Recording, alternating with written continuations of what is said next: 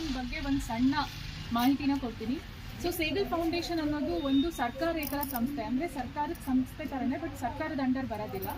So ಕೆಲವೊಂದು ರೈತರಿಗೆ ಸಾಕಷ್ಟು ಅನುದಾನಗಳನ್ನ ಕೊಡ್ತಾ ಇರೋಂತಹ ಸಂಸ್ಥೆ. ಸೊ ನಾವು ರೈತರ ಜೊತೆ ಅಲ್ಲದೆ, ಅಥವಾ ನಿಮ್ಗೆಲ್ಲರಿಗೂ ಗೊತ್ತಿದೆ ರೈತ ಉತ್ಪಾದಕ ಸಂಸ್ಥೆ ಜೊತೆ ಸೇಗಲ್ ಫೌಂಡೇಶನ್ ಕೆಲಸ ಮಾಡ್ತಾ ಇದೆ ಅಂತ ಹೇಳಿ. ಸೊ ರೈತರ ಜೊತೆ ಅಲ್ಲದೆ ಸೇಗಲ್ ಫೌಂಡೇಶನ್ ಇನ್ನೂ ಹಲವಾರು ವಿಭಾಗಗಳಲ್ಲಿ ಕೆಲಸ ಮಾಡ್ತಾ ಇದೆ. ಶಾಲೆಗಳ ಅಭಿವೃದ್ಧಿ ಆಗಿರ್ಬೋದು, ಕೆರೆಗಳ ಅಭಿವೃದ್ಧಿ ಆಗಿರ್ಬೋದು, ಒಂದು ಹಳ್ಳಿನ ದತ್ತು ತಗೊಂಡು ಹಳ್ಳಿಗಳ ಅಭಿವೃದ್ಧಿಯಲ್ಲಿ ಕೆಲಸ ಮಾಡ್ತಾ ಇದೆ.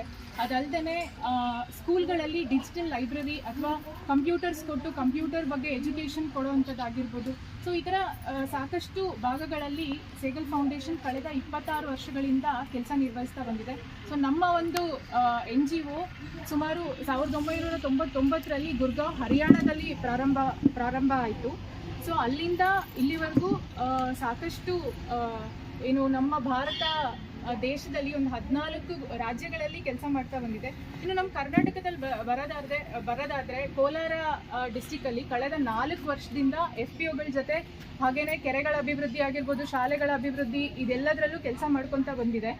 ಸೊ ನಾವು ಕಳೆದ 4 ವರ್ಷದಲ್ಲಿ 15 FPOಗಳ ಜೊತೆ ಕೆಲಸ ಮಾಡಿದ್ದೀವಿ. ಕೋಲಾರ ಡಿಸ್ಟಿಕಲ್ಲಿ 15 FPOಗಳನ್ನ ಸಾಕಷ್ಟು ಮುಂದುವರಿಸಿ ಅಲ್ಲಿರ್ತಕ್ಕಂಥ ರೈತರಿಗೆ ವಿವಿಧ ರೀತಿಯ ಟ್ರೈನಿಂಗ್ಗಳಾಗಿರ್ಬೋದು, ಅಥವಾ ಅವರ ಒಂದು ಜೀವನೋಪಾಯ ಅಭಿವೃದ್ಧಿ ಆಗೋದಕ್ಕಾಗಿರ್ಬೋದು, ಈ ಥರ ವಿವಿಧ ಕೆಲಸ ಕಾರ್ಯಗಳಲ್ಲಿ ನಾವು ಕೆಲಸಗಳನ್ನ ಮಾಡಿ ಇತ್ತೀಚೆಗಷ್ಟೇ ಒಂದು ಚಿಕ್ಕಬಳ್ಳಾಪುರ ಡಿಸ್ಟಿಕ್, ಇಲ್ಲೇ ಏನು ನಮ್ಮ ಪಕ್ಕದ ಒಂದು ಡಿಸ್ಟಿಕ್ ಇದೆ, ಅಲ್ಲಿ ಕೂಡ ಇನ್ನೊಂದು 9 FPOನ ತಗೊಂಡು ಅಲ್ಲಿ ಕೂಡ ನಾವು ಕೆಲಸ ಮಾಡ್ತಾ ಇದ್ದೀವಿ.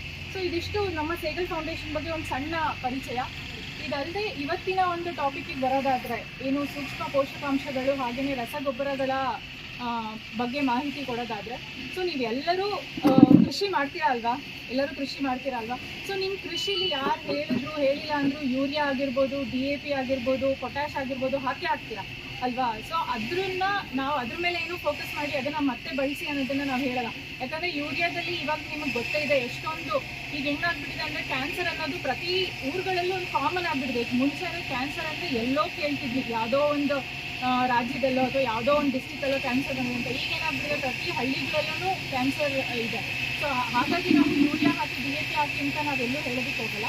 ಸೊ ನಮ್ಮ ಫೋಕಸ್ ಏನಿದ್ರು ಯೂರಿಯಾ DAP ಅಲ್ಲದೆ ಬೇರೆ ಸೂಕ್ಷ್ಮ ಪೋಷಕಾಂಶಗಳು ಅಂತಾರೆ. ಅಂದರೆ ಈ ಯೂರಿಯಾ DAP ಬಂದ್ಬಿಟ್ಟು ಈ ರಾಗಿ ಮುದ್ದೆ ಅನ್ನ ಇದ್ದಂಗೆ, ಅದು ಎಲ್ಲರೂ